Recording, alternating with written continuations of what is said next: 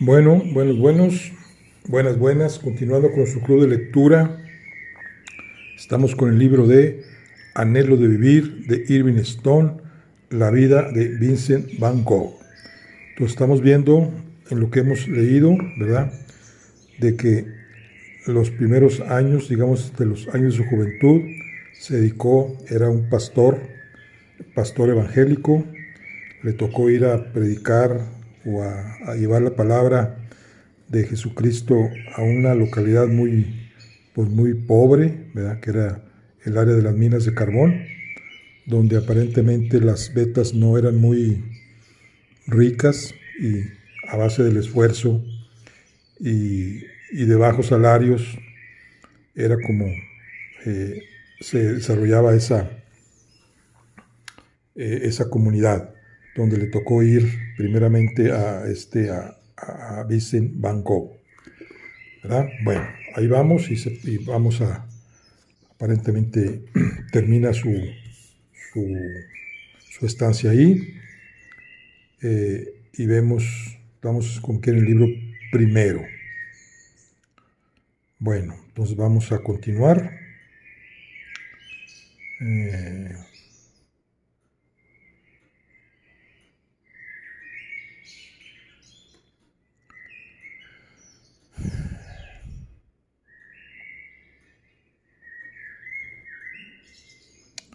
Dice, era como un hombre muerto que caminara en un mundo desierto, preguntándose por qué estaba aún así.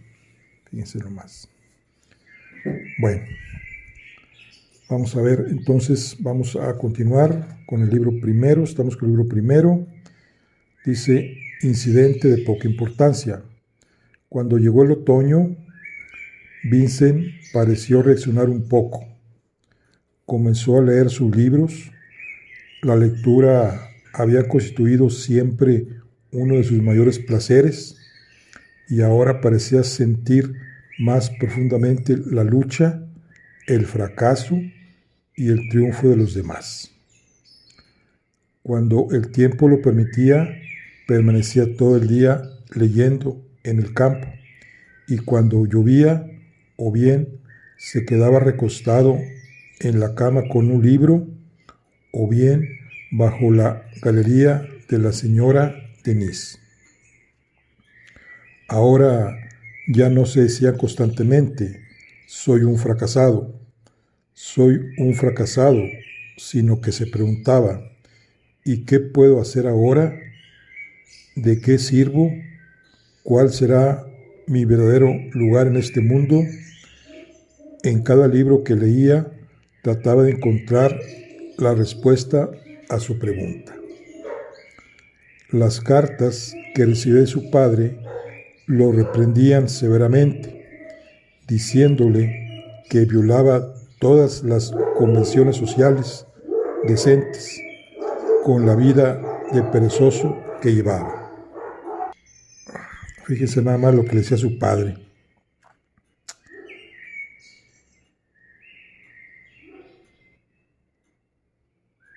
Dice, diciéndole que violaba todas las convenciones sociales decentes con la vida de perezoso que llevaba. ¿Cuándo buscaría trabajo? ¿Cuándo se ganaría la vida? ¿Cuándo se convertiría en miembro útil de la sociedad? Lo que hubiera dado Vincent por contestar aquellas preguntas. Llegó un momento en que estaba tan saturado de lecturas que le resultó imposible tocar un libro. Durante las primeras semanas de su caída, había quedado tan atontado y tan enfermo que era incapaz de sentir emoción alguna. Más tarde, la literatura le había ayudado a recobrar sus sentimientos. Ahora estaba casi bien, pero el torrente de sufrimientos emotivos que había quedado almacenado durante tanto tiempo lo inundaba de desesperación y desdicha. Se encontraba En el momento crucial de su vida, y lo sabía, comprendía que había algo de bueno en él, que no era ni un tonto ni un miserable, y que debía poder hacer algo en el mundo, pero que no servía para la rutina de los negocios, y ya había intentado tantas cosas, otras cosas, para las que se creía con aptitudes. Estaba destinado a fracasar siempre. ¿Qué podía ser de utilidad en la vida?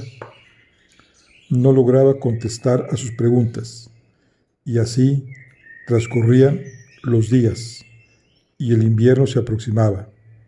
Su padre, enojado, dejaba de enviarle fondos, pero al poco tiempo, Teo, su hermano, se compadecía de él y le enviaba dinero, hasta que perdía la paciencia. Entonces su padre recordaba de pronto la responsabilidad que le incumbía y volvía a mandarle dinero. Así, entre ambos, Vincent conseguía no morirse de hambre. Un claro día de noviembre, el joven estaba sentado sobre una vieja y herrumbrosa rueda de hierro, a cierta distancia de la entrada de Marcase, cuando vio salir de la mina a uno de los trabajadores. Tenía su gorro sobre los ojos, sus hombros encorvados y sus manos en los bolsillos. Algo le llamó la atención en aquel hombre, e introduciendo la mano en su bolsillo, sacó el sobre de una carta que había recibido de su casa y un lápiz, y comenzó a dibujar rápidamente la negra figura que cruzaba el campo. Luego salió otro trabajador, más joven, más erguido, y Vincent tuvo tiempo de dibujarlo al dorso de la carta de su padre antes que desapareciera entre las chozas del pueblo. De artista a artista. Cuando regresó a lo de Denis, Vincent encontró varias hojas de papel blanco y un buen lápiz. Colocó sus 2 croquis sobre el escritorio y comenzó a copiarlos. Su mano era inhábil y no lograba traspasar el papel lo que tenía en la mente, y usaba mucho más la goma que el lápiz. No obstante, no se desanimó. Estaba tan ensimismado con su trabajo que no advirtió que el sol estaba en el ocaso, y se sobresaltó cuando la señora de Denis lo llamó para cenar. «Señor Vincent, la cena está servida», le dijo. «¿La cena?», exclamó el joven. «¿Es ya tan tarde?». En la mesa charló animadamente con los Denis, y estos cruzaron entre ellos una mirada significativa. Después de comer, Vincent volvió a subir inmediatamente a su cuarto, encendió su lámpara y colgó sus 2 croquis en la pared, mirándolos desde cierta distancia. «Están mal, muy mal», se dijo haciendo una mueca, «pero tal vez mañana pueda hacerlos mejor». Se acostó y colocó la lámpara de querosén al lado de su cama. Miró a sus 2 croquis y luego a los demás cuadros que tenía colgados. Era la primera vez que los veía desde aquel día, 7 meses antes, en que los había traído del salón. De pronto le entró un profundo deseo de volver a ver obras de arte.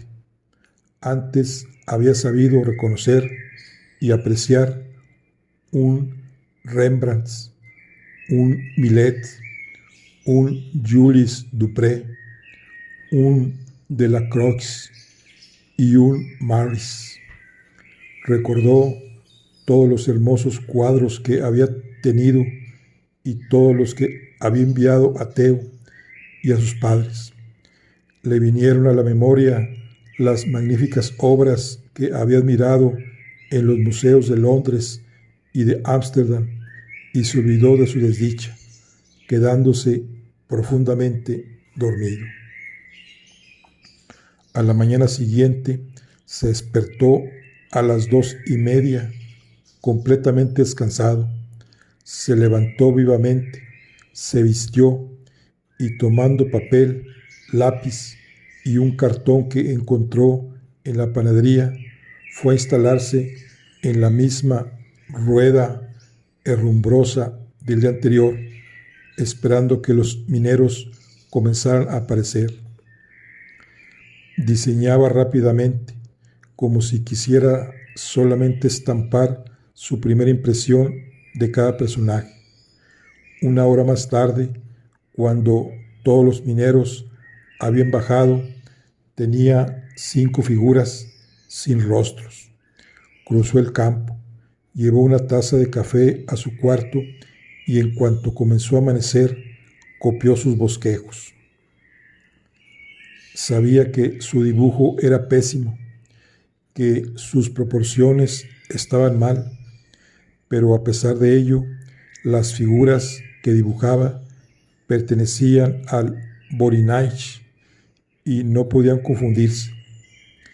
Vincent, divertido por su propia inhabilidad, rompió los croquis y se sentó al borde del lecho, frente a un cuadro de Aleve que representaba a una anciana en una calle, y trató de copiarlo.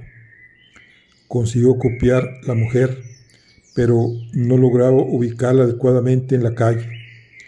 Arrugó el papel y lo arrojó a un rincón del cuarto y se instaló delante de un estudio de Bos-Boom que representaba un árbol contra un cielo nublado.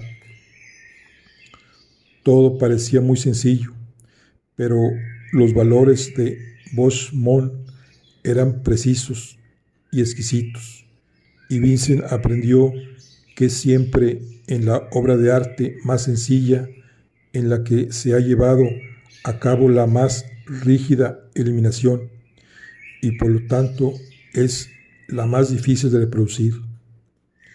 La mañana transcurrió sin que lo sintiera.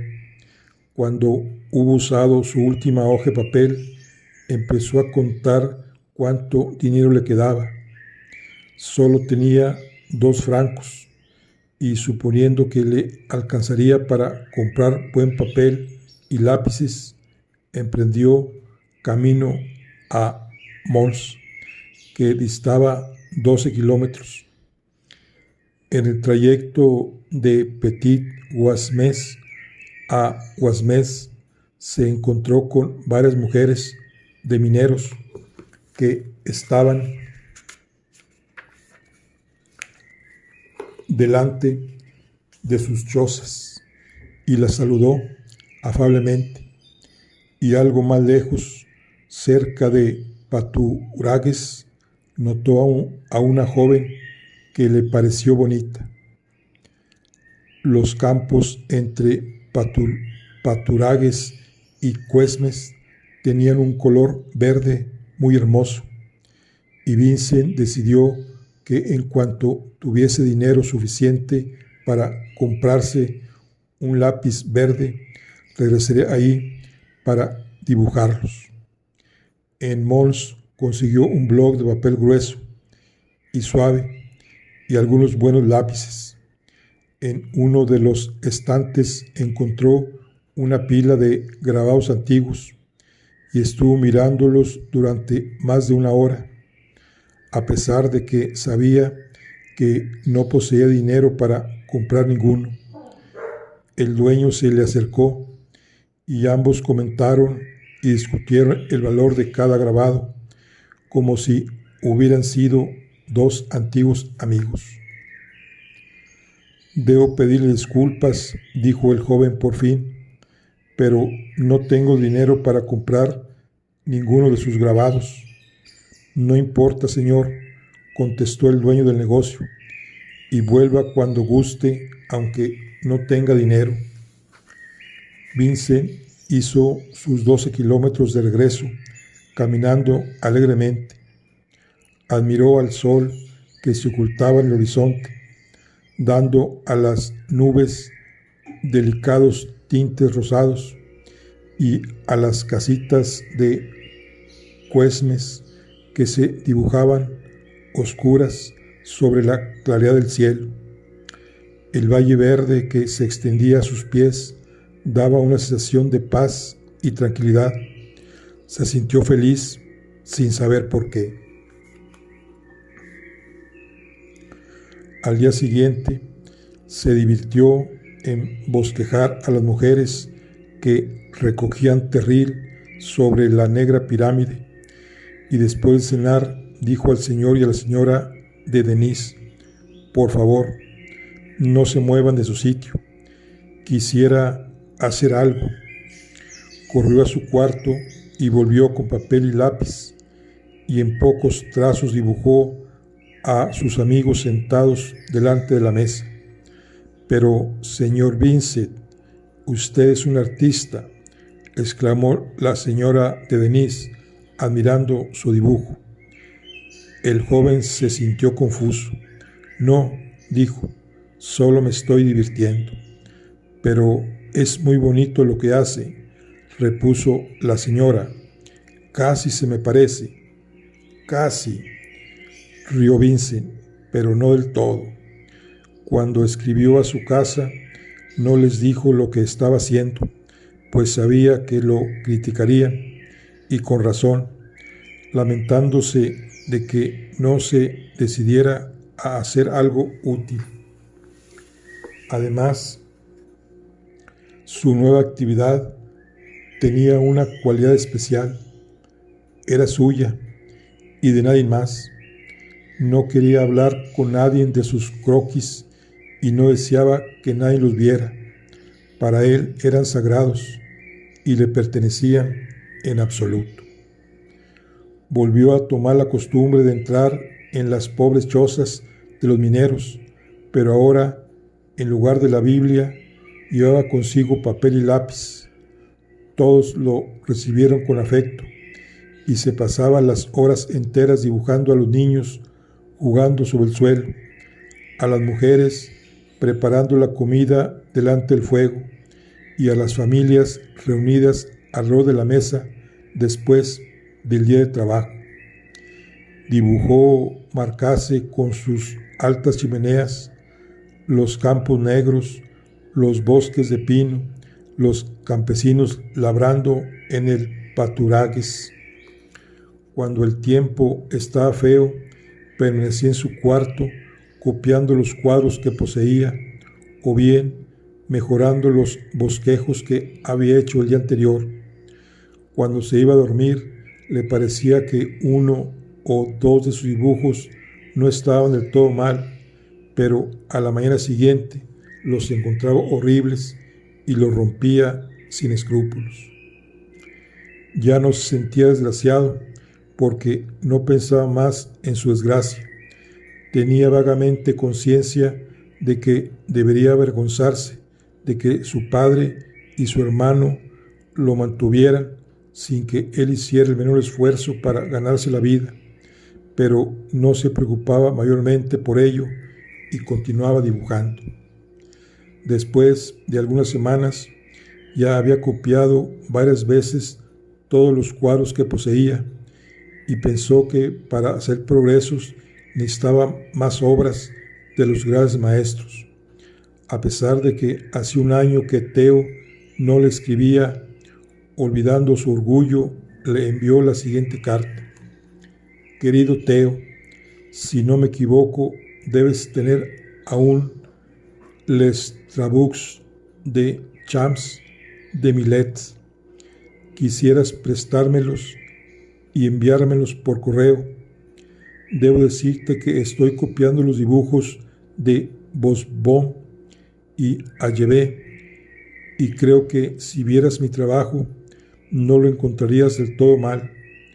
Envíame lo que puedas y no temas por mí.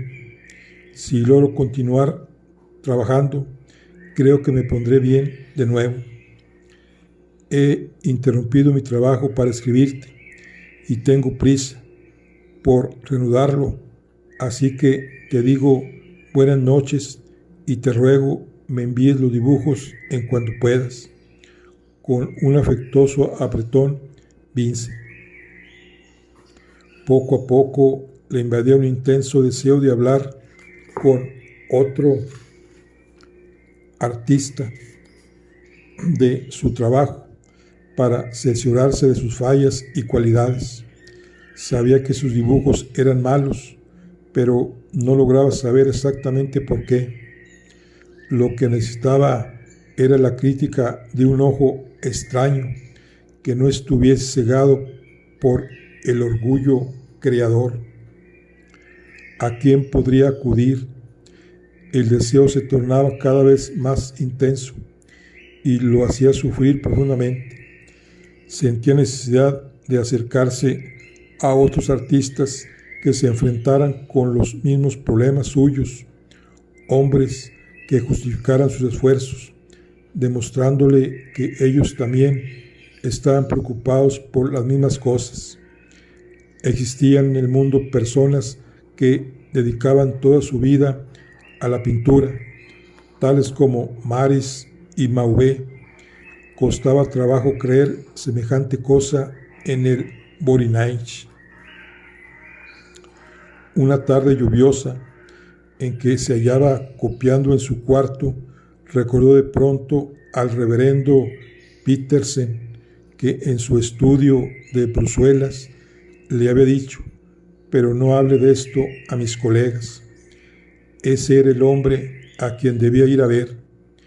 Eligió de entre los bosquejos del natural que tenía uno que representaba a un minero saliendo de su trabajo, otro a una mujer frente al fuego preparando la comida, y otro a un joven recogiendo terril, a una joven recogiendo terril.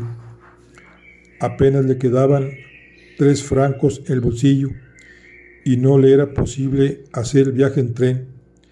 La distancia a la capital era de 80 kilómetros. Vincent caminó toda aquella tarde y aquella noche y parte del día siguiente, llegando a 30 kilómetros de Bruselas.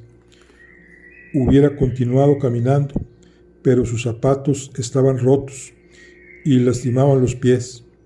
Colocó dentro unos pedazos de cartón, pero a pesar de ello, pronto empezó a sangrar. Estaba cansadísimo, hambriento y sediento, pero se sentía feliz. Tan feliz como puede ser un hombre. Iba a ver y hablar a otro artista. Llegó a las afueras de Bruselas a la tarde del segundo día, sin un céntimo en el bolsillo. Recordaba perfectamente dónde vivía el reverendo Petersen y se dirigió sin vacilar hacia ahí. En la calle la gente se volvía para mirarlo, pues su aspecto resultaba extraño. Tenía la cara sudorosa y sucia, el pelo enmarañado. El traje que había usado durante todo el año estaba sucio, lleno de tierra y barro, y sus zapatos sin forma dejaban ver sus pies lastimados. La hija del reverendo acudió al llamado, pero a la vista del joven huyó despavorida. Apareció entonces el reverendo Peterson y después de mirar un momento a Vincent sin reconocerlo, se dibujó en su semblante una afectuosa sonrisa.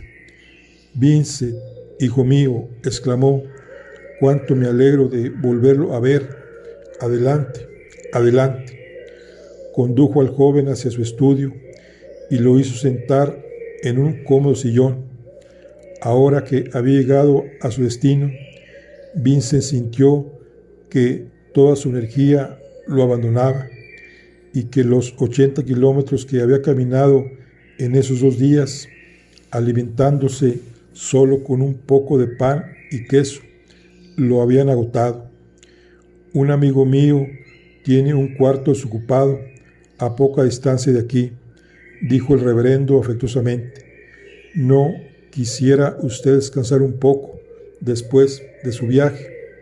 Sí, no me había dado cuenta de que estaba tan cansado.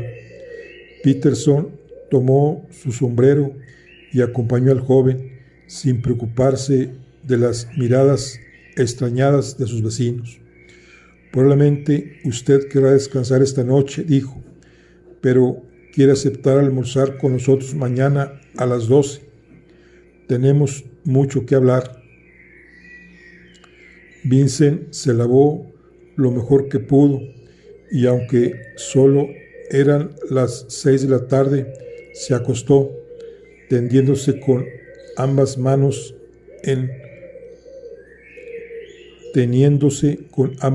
su pobre estómago vacío. No abrió los ojos hasta las 10 de la mañana siguiente, y eso debido a que el hambre lo atenazaba implacablemente. El dueño de la pieza le prestó una navaja de afeitar, un peine y un cepillo para la ropa, y el joven trató de hacer su figura más o menos presentable. Lo peor eran los zapatos, que no tenían arreglo. Durante el almuerzo, el reverendo Peterson charlaba amablemente de las novedades de la ciudad, mientras Vincent, sin falsa vergüenza, devoraba todo lo que le presentaba. Después de comer, ambos se dirigieron al estudio. «Oh», exclamó Vincent, «usted ha estado trabajando mucho. Todos esos estudios son nuevos». «Sí», repuso Peterson, «comienzo a encontrar más placer en la pintura que en la prédica». «¿Y su conciencia no le atormenta por sustraer tanto tiempo de su trabajo real?», inquirió Vincent sonriendo. Peterson dejó ir una carcajada. «¿Conoce usted la anécdota de Rubens? Estaba al servicio de Holanda como embajador en España y acostumbraba pasar sus tardes en el jardín real frente a su caballete. Un día, un cortesano español, pasando a su lado, observó: «Veo que el diplomático se divierte a veces con la pintura», a lo que Rubens replicó: «No, señor, es el pintor que se divierte a veces con la diplomacia». Ambos se pusieron a reír y Vincent abrió su paquete diciendo: «Estuve dibujando algo estos tiempos y traje 3 de mis bosquejos para que usted los viera. ¿Quisiera usted decirme lo que piensa de ellos?». Peterson sabía cuál ingrato resultaba criticar la obra de un principiante. No obstante, colocó los 3 estudios sobre el caballete y los observó durante largo rato. Vincent, a su lado, pareció notar por vez primera cuán deficientes eran sus dibujos. «Mi primera impresión», dijo el reverendo, después de un tiempo, «es que usted debe estar trabajando muy cerca de sus modelos. ¿No es así?». «En efecto, la mayoría de mi trabajo lo hago en las chozas de los mineros, y estas son muy pequeñas». «Comprendo. Eso explica su falta de perspectiva. No podría encontrar un lugar donde pudiera estar más alejado del modelo. Estoy seguro que mejoraría mucho. Hay algunas chozas más grandes. Podría alquilar una durante algún tiempo e instalar una especie de estudio». «Es una idea excelente.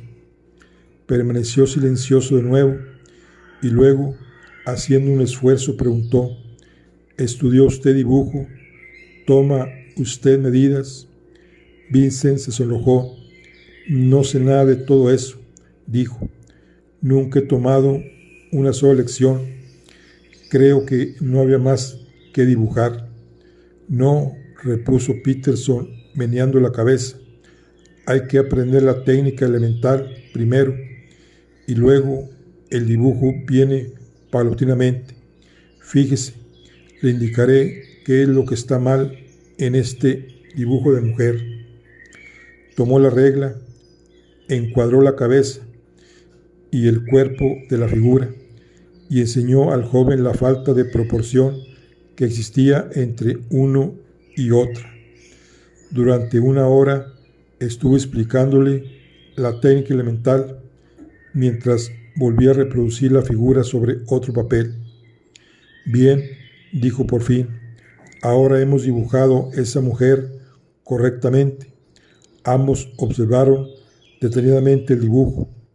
En efecto, la figura estaba dibujada con toda corrección, pero ya no era más una mujer del Borinax recogiendo carbón frente a su cocina, sino una mujer cualquiera, encorvada.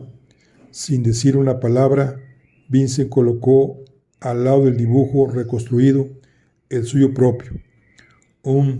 Dijo el reverendo Peterson, sí, le he dado proporción a mi figura, pero le he quitado carácter. Largo rato estuvieron ambos observando el dibujo, hasta que casi involuntariamente Peterson le dijo: esa figura suya no está mal, Vincent, no está nada mal.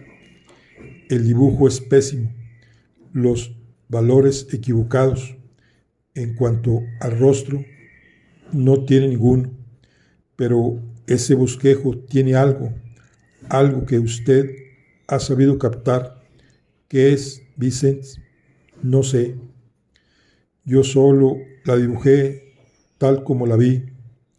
Peterson tomó el dibujo hecho por él y arrugándolo lo arrojó al canasto de papeles y luego siguió mirando al de Vincent. Admito que su dibujo me gusta y sin embargo en el primer momento lo encontré horrible. Es algo que no comprendo, a pesar de que el dibujo está mal, de que las proporciones no son exactas. Esa figura dice algo. Casi podría jurar que he visto antes a esa mujer. Tal vez la haya visto en el Borinage, repuso Vincent con sencillez. Peterson lo miró vivamente para asesorarse si se chanceaba y luego le dijo: creo que usted tiene razón. Esa mujer no es nadie en particular. Es simplemente una mujer de Borinage. Es algo que usted ha sabido captar. Es el espíritu de la mujer del minero. Y eso, Vincent, es 1000 veces más importante que el dibujo correcto. Sí, su bosquejo me gusta. Vincent lo escuchaba turbado. Peterson era un artista experimentado, un profesional, y sus palabras tenían gran valor. ¿Me la podría dar, Vincent? Me agradaría tenerla, colgarla aquí en mi estudio.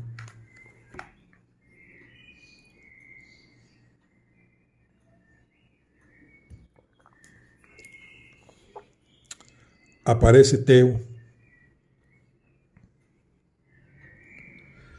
Cuando Vincent decidió regresar a Petit Wasmes, el reverendo Peterson le dio un par de zapatos suyos y le pagó el boleto de regreso al Borinage. Vincent lo aceptó con toda sencillez como muestra de amistad y convencido de que la diferencia entre dar y recibir es puramente temporal.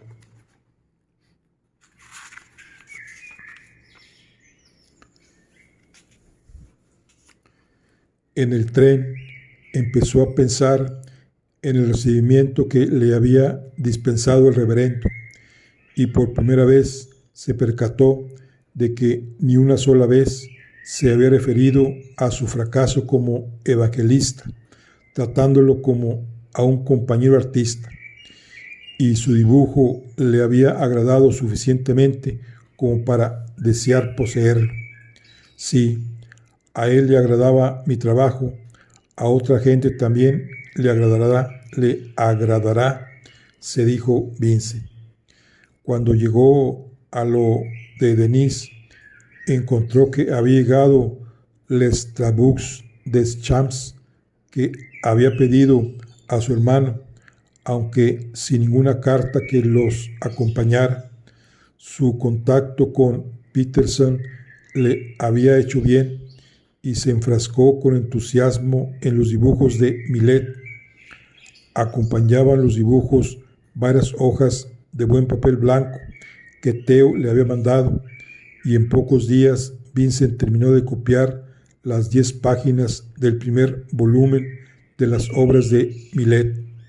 Sentía que necesitaba trabajar al desnudo, y como estaba seguro de que nadie en el Borinage posaría para él, en esa forma escribió a su viejo amigo Tersteg, el gerente de las galerías Goupil de La Haya, pidiéndole que le prestara los ejercicios Os Fusains de Barguet.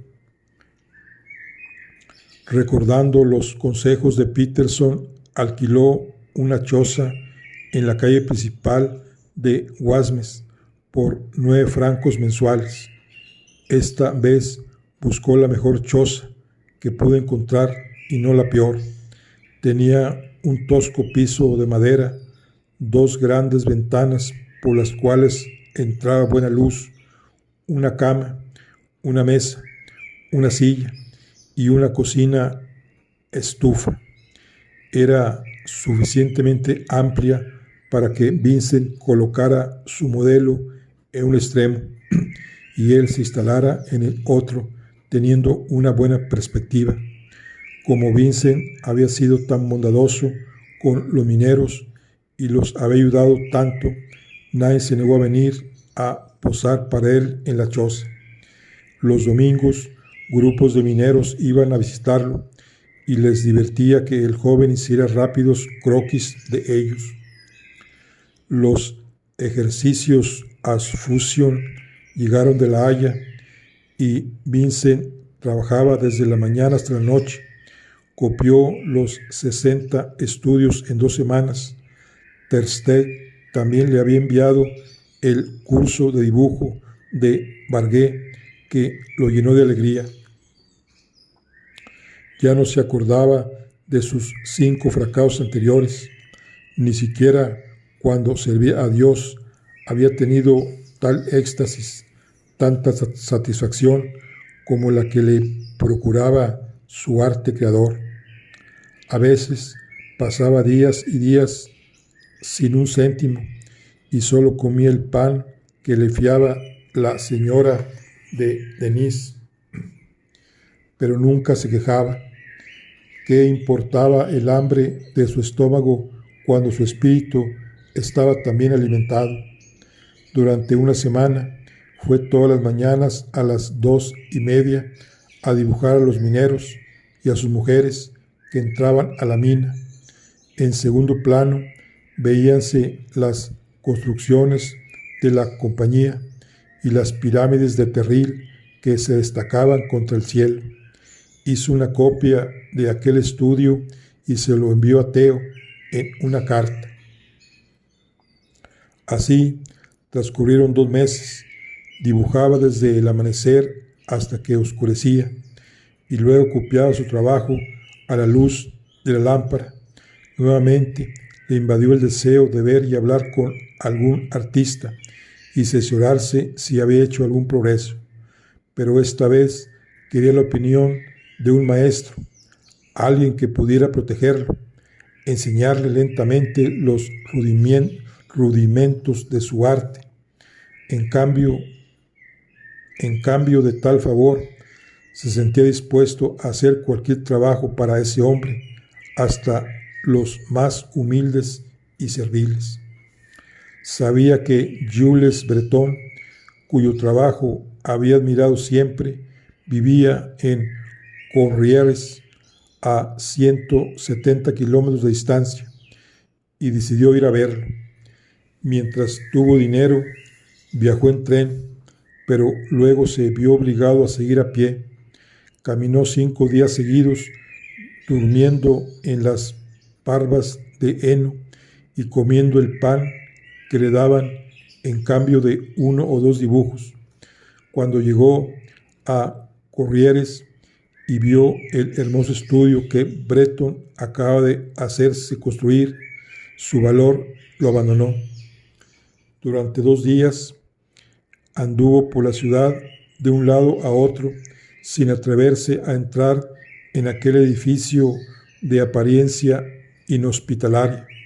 Cansado, hambriento, sin un céntimo en el bolsillo y con los zapatos del reverendo que comenzaban a agujerarse peligrosamente, emprendió el regreso de los 170 kilómetros que lo separaban de Vorinach. Llegó a su choza enfermo y desalentado, y no encontró ni carta ni dinero que lo esperara. Se acostó, y las mujeres de los mineros vinieron a cuidarlo y a traerle la poca comida que podían. Durante su viaje había perdido muchos kilos de peso, sus mejillas estaban hundidas y sus ojos brillaban otra vez por la fiebre. A pesar de estar enfermo, su cerebro conservaba la lucidez y comprendía que había llegado a un punto en que era necesario tomar una decisión. ¿Qué haría con su vida? ¿Sería maestro de escuela, vendedor, comerciante? ¿Dónde viviría? ¿En Eten con sus padres? ¿En París con Theo? ¿O en Ámsterdam con sus tíos?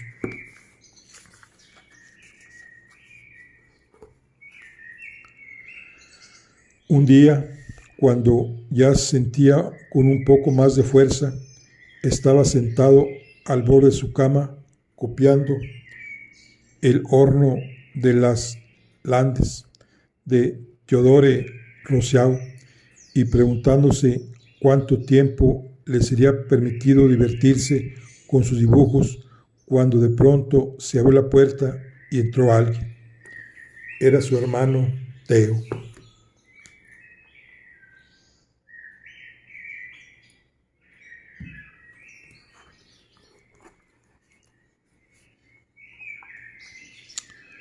El molino viejo de Ryswick. El transcurso de los años habían mejorado a Theo. A pesar de tener solo 23 años, ya era un floreciente comerciante en obras de arte en París, respetado por sus colegas y su familia.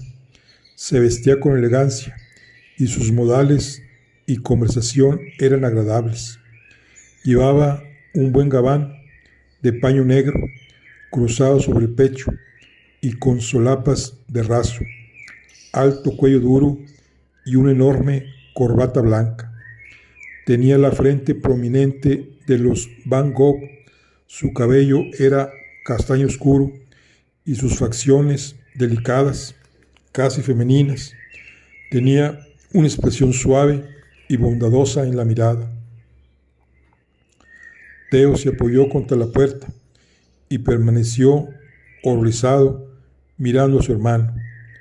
Hacía pocas horas que había dejado París, donde poseía un departamento precioso, amueblado al estilo Luis Felipe, con alfombras, cortinas suaves y lámparas, y todo el confort moderno.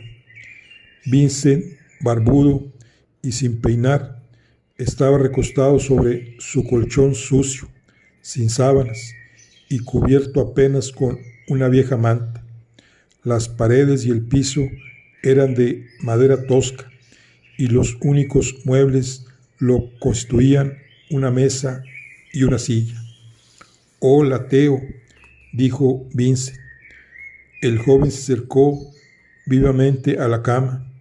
«Vincent, en nombre del cielo, ¿qué sucede? ¿Qué has hecho?» «Nada. Estuve enfermo, pero ahora estoy bien. Pero este antro, con seguridad, esta no es tu casa. No vives aquí». «Sí, ¿qué tiene? Es también mi estudio». «Oh, Vincent», exclamó emocionado el joven acariciando el pelo enmarañado de su hermano. «Cuánto bien me hace verte aquí, Theo». «Vincent, por favor, ¿qué te ha sucedido? ¿Por qué te enfermaste?». El joven le contó su viaje a Corrieres. «Te has agotado, has comido bien desde tu regreso, te has cuidado. Las mujeres de los mineros me cuidan». «Sí, pero ¿comes bien? ¿Dónde están tus provisiones?», inquirió, mirando a su alrededor.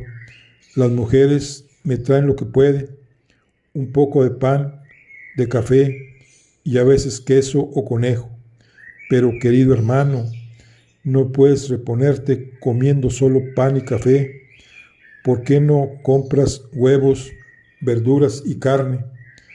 Todo eso cuesta dinero, Theo». El joven se sentó al borde del lecho. «Vincent, hermano mío, perdóname. Por el amor de Dios, no sabía, no comprendí. No te aflijas, has hecho lo que has podido. Dentro de pocos días estaré bien de nuevo». Theo se pasó la mano por la frente, como queriendo disipar una nube que le impedía comprender con claridad. «No, no comprendí», volvió a repetir. «Creí que tú...». «No comprendí». «Vamos, no te preocupes», repuso su hermano. ¿Cómo andan tus cosas en París? ¿Estuviste en Eten?». Theo pareció despertar. «¿Dónde están los negocios en este maldito pueblo?», preguntó. «¿Dónde puedo comprar algo?». «Tendrás que ir a Guasmés», repuso Vincent. «Pero siéntate, acerca esa silla, quiero hablarte.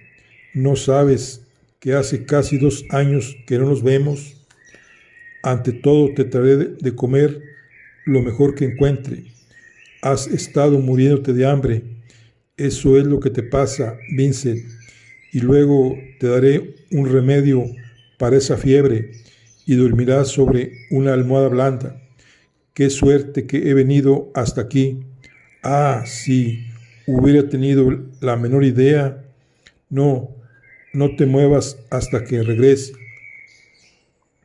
Y abandonó la habitación apresuradamente, mientras Vincent, volviendo a tomar el lápiz entre sus dedos, continuó dibujando. En poco menos de una hora, Theo regresó, seguido por 2 muchachitos cargados de paquetes. Traía 2 sábanas, una almohada, algunas cacerolas y platos, y paquetes con comestibles. Tendió la cama e hizo acostar a su hermano en ella. «Ahora dime, ¿cómo se hace funcionar esta cocina?», preguntó, mientras se quitaba el gabán y se levantaba las mangas de su camisa. «Ahí tienes un poco de papel y unas ramitas. Enciende primero eso y luego ponle carbón». Theo miró al terril que había en un rincón y exclamó: «¿A eso llamas carbón?». «Sí, es lo que usamos aquí. Déjame, te enseñaré a encenderlo». Y se disponía a saltar de la cama, pero su hermano se lo impidió. «Quédate ahí», exclamó. «No te muevas, de lo contrario tendré que atarte». En el semblante de Vincent se reflejó una sonrisa. Era la primera vez que sonreía desde hacía muchos meses. Su hermano puso 2 huevos en una cacerola que acaba de comprar y unas chauchas a hervir. Calentó un poco de leche e hizo tostar unas rebanadas de pan blanco. Vincent lo miraba feliz y la presencia de su hermano le hizo más bien que toda la comida. Por fin estuvo todo listo. Theo acercó la mesa a la cama, extendió sobre ella una toalla blanca que sacó de su valija, puso un buen pedazo de manteca en las chauchas, partió los 2 huevos en una taza y tomó una cuchara. Ahora abre la boca, muchacho, dijo. Hoy te vas a alimentar como hace tiempo no lo has hecho. Pero Theo, puedo comer solo, protestó el joven. Abre tu boca, insistió su hermano. De lo contrario, se lo pondré en el ojo. Cuando Vincent hubo terminado de comer, se recostó sobre la almohada con un profundo suspiro de satisfacción. Qué rica es la comida, dijo. Hacía tiempo que lo había olvidado. Ahora me cuidaré de que no te vuelvas a olvidar. Cuéntame las novedades, hermano. ¿Cómo van las cosas en lo de Gopil? Hace tanto que no tengo noticias, pues te tendrás que aguantar un tiempo más. Bebe esto que te hará dormir. Quiero que descanses para que la comida te haga bien. Pero no quiero dormir, Theo. Quiero hablar. Nadie te ha preguntado lo que querías. Bebe esta como un buen muchacho, y cuando despiertes te prepararé un buen bife con papas que terminará de reponerte. El joven durmió hasta la entrada del sol. Cuando despertó, su hermano estaba mirando sus dibujos cerca de la ventana. Durante un momento, Vincent no se movió. Se sentía tan feliz. Cuando Theo advirtió que estaba despierto, se acercó sonriendo. ¿Y bien, cómo te encuentras? Mejor. ¿Qué modo de dormir? ¿Qué piensas de mis dibujos? ¿Te agrada alguno de ellos? Antes de hablar, espera que ponga en marcha el buffet. Las papas ya están peladas. Hizo calentar un poco de agua y la trajo cerca de la cama en una palangana. ¿Quieres que use tu navaja o la mía?, preguntó. ¿No puedo comer sin afeitarme?, inquirió Vincent, haciendo una mueca. No, señor, tienes que lavarte, afeitarte y peinarte. Vamos, ponte una toalla al cuello. Una vez que hubo terminado de arreglar a su hermano y que le hubo puesto una de sus camisas limpias, exclamó satisfecho. Ahora pareces de nuevo un Van Gogh. Theo, el buffet se quema, exclamó Vincent, oliendo a quemado. El joven preparó la mesa, colocando sobre ella las papas hervidas, la manteca, el hermoso buffet y leche. Dios mío, Theo, supongo que no querrás que coma todo ese buffet. No, por cierto, la mitad me la comeré yo. Comencemos. Ahora, si cerramos los ojos, podríamos creernos en Etén. Después de la cena, el joven llenó la pipa de su hermano de buen tabaco y dijo: no debería dejarte fumar, pero supongo que este tabaco te hará más bien que mal. Mientras fumaba, Theo observaba a su hermano y toda su infancia en el Barbante vino a su memoria. Para él, Vincent siempre había sido la persona más importante en el mundo, aún más importante que su madre y su padre.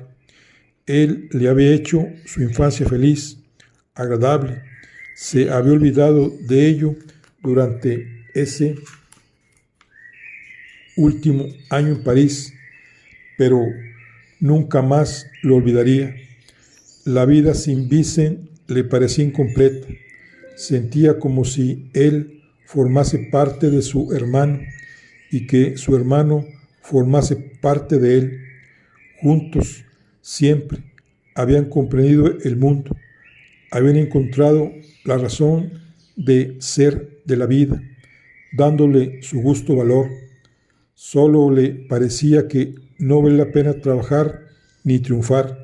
Necesitaba a Vincent para hacer su vida completa, y Vincent lo necesitaba a él, pues en realidad no era más que una criatura.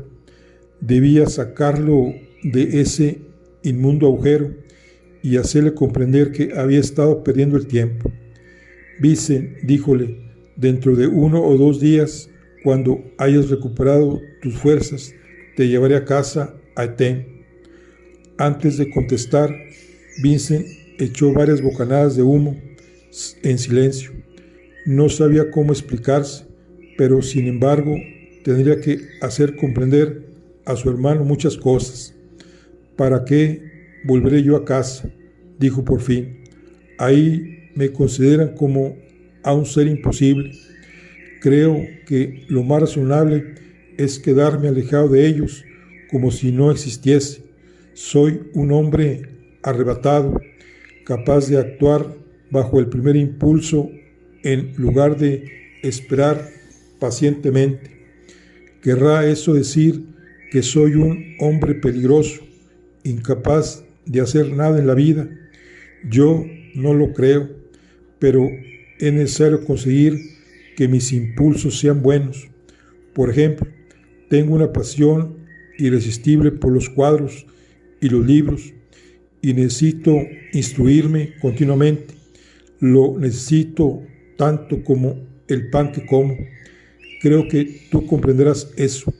Sí, lo comprendo, pero leer libros y admirar dibujos a tu edad es solo una diversión y no tiene nada que ver con el objeto principal de la vida de un hombre. Hace casi 5 años que has estado de un lado para otro, sin trabajo, sin hacer otra cosa que dañarte a ti mismo. Es cierto que la mayoría de ese tiempo no he sabido ganarme el pan. Es cierto que he perdido la confianza de muchos y que mi futuro se presenta sombrío. Por eso es necesariamente haberme dañado a mí mismo. Debo continuar en el camino que he tomado. Teo, si no estudio, si no continúo buscando, estoy perdido. Su hermano meneó la cabeza con tristeza. Evidentemente estás tratando de decirme algo, viejo, dijo, pero lamento decirte que no comprendo. Vincent encendió su pipa que se había apagado. ¿Recuerdas el tiempo en que andábamos por el viejo molino de Ryswick? Entonces nos entendíamos. Pero Vincent, has cambiado mucho. Eso no es muy exacto. Mi vida era más fácil entonces, pero tenía el mismo modo de ver y pensar. En eso no he cambiado.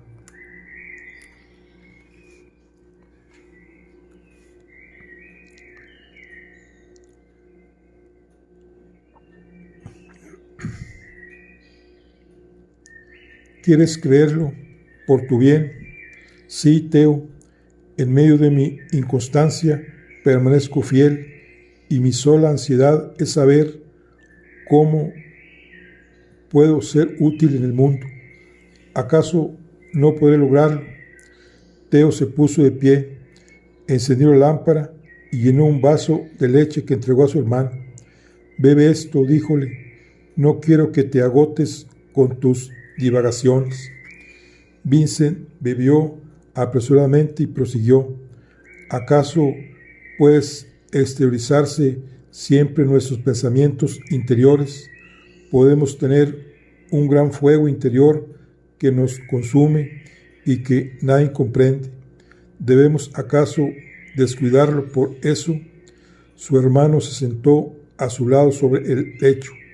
¿Sabes el cuadro que acaba de presentarme a la memoria? No, el del molino de Risqui. Era hermoso, ¿verdad? Sí. Y nuestra infancia también lo fue. Gracias a ti, Vincent, lo primero que recuerdo de mi vida eres tú.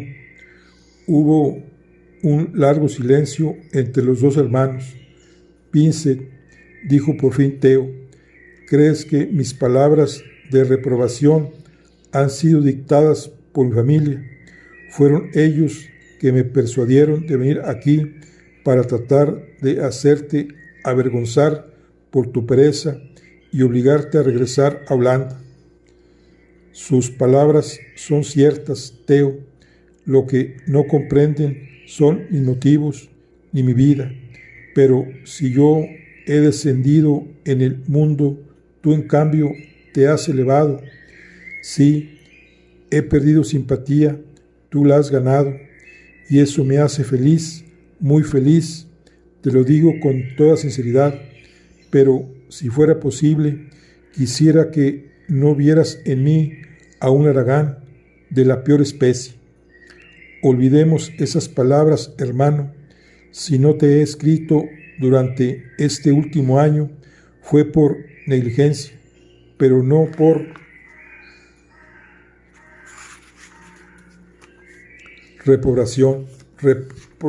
reprobación. He creído en ti y te he tenido fe desde los tempranos días en que me guiabas de la mano por los campos de altos pastos en Suders. Ahora mi fe no es menor, solo necesito estar a tu lado para saber que todo lo que haces algún día será reconocido. Vincent esbozó una amplia sonrisa. Eres muy bueno, Theo, te lo agradezco. Vamos a hacer un pacto y arreglar las cosas de una vez por todas, dijo el joven con decisión. Sospecho que detrás de todas tus abstractas cavilaciones hay algo que deseas hacer, algo que necesitas para tu felicidad y triunfo. Pues bien, viejo, dime lo que es. En lo del Goupil me han aumentado 2 veces el sueldo en estos 18 meses últimos y tengo más dinero del que puedo gastar. Sea lo que sea que quieras hacer, necesitarás ayuda al principio. Por lo tanto, formaremos una sociedad. Tú trabajarás y yo pondré el dinero. Si algún día puedes, me lo devolverás. Ahora, confiesa, ¿qué es lo que quieres hacer? ¿Cuál es tu anhelo? Vincent dirigió su mirada hacia la pila de los dibujos que Theo había estado mirando cerca de la ventana. Su semblante reflejaba asombro, felicidad e incredulidad. Abrió sus ojos como si viera algo de extraordinario que lo dejara anonadado. Bendito sea Dios, murmuró por fin. Eso es lo que estaba tratando de decir y no lo sabía. Theo siguió la dirección de su mirada hacia los dibujos. Ya lo sospechaba, dijo. Tembloroso y lleno de alegría, parecía que Vincent acabara de despertar de un profundo sueño. Tú lo adivinaste antes que yo. Yo no me atreví a pensar en eso. Tenía miedo. Naturalmente que hay algo que quiero hacer toda mi vida. Ha tenido hacia ello sin que yo lo sospechara. Siempre he sentido una imperiosa necesidad de dibujar, pero nunca me lo he permitido. Ya en Ámsterdam, cuando estudiaba, y luego en Bruselas, pero temí interrumpir mi verdadero trabajo, qué ciego he sido. Algo pugnaba por surgir en mí y siempre lo he ahogado. Y heme aquí a los 27 años sin haber hecho nada. Qué idiota, qué ciego y qué estúpido he sido. No importa, Vincent, con tu fuerza y tu voluntad podrás realizar 1000 veces más que un principiante. Tienes toda la vida por delante. Por lo menos tengo 10 años. En ese tiempo podré hacer algún trabajo bueno, seguramente, y podrás vivir donde quieras, ya sea en París, en Bruselas, en Ámsterdam o en La Haya. Yo te enviaré mensualmente el dinero que te haga falta, y aunque necesites años para triunfar, Vincent, nunca perderé mis esperanzas mientras tú no las pierdas. Oh, Theo, durante estos amargos meses que he pasado, estuve tratando inútilmente de conocer el verdadero sentido de mi vida, pero ahora lo conozco, estoy seguro. Nunca más me dejaré descorazonar. ¿Comprendes lo que significa eso, Theo? Después de todos estos años perdidos, me he encontrado a mí mismo, por fin. Por eso fue que fracasé en mis demás trabajos. No estaba destinado a ellos. Oh, hermano mío, por fin la prisión se ha abierto y eres tú quien abrió sus rejas. Nada podrá separarnos jamás, ¿verdad, Vincent? Estamos unidos para siempre. Sí, Theo, para toda la vida. Bien, ahora descansa y dentro de unos días, cuando estés mejor, te llevaré a Holanda o a París o donde quieras. Vincent dio un brinco. Dentro de unos días exclamó: no, no, no vamos enseguida, no, nos vamos enseguida. Sale un tren para Bruselas a las 9 y comenzó a vestirse apresuradamente. Pero Vincent, no puedes viajar, estás enfermo. Enfermo, esa es historia vieja. Nunca me sentí mejor en mi vida. Vamos, Theo, tenemos unos 10 minutos para llegar a la estación. Mete tus lindas camisas en tu valija y marchando. Estos sí que son hermanos. Muy buen hermano, Theo. Bueno, pues aquí empieza la gran aventura de este gran pintor. Aquí concluimos la lectura del día de hoy. Está muy interesante la lectura del Club de Lectura. Nos vemos en la siguiente lectura. Hasta luego.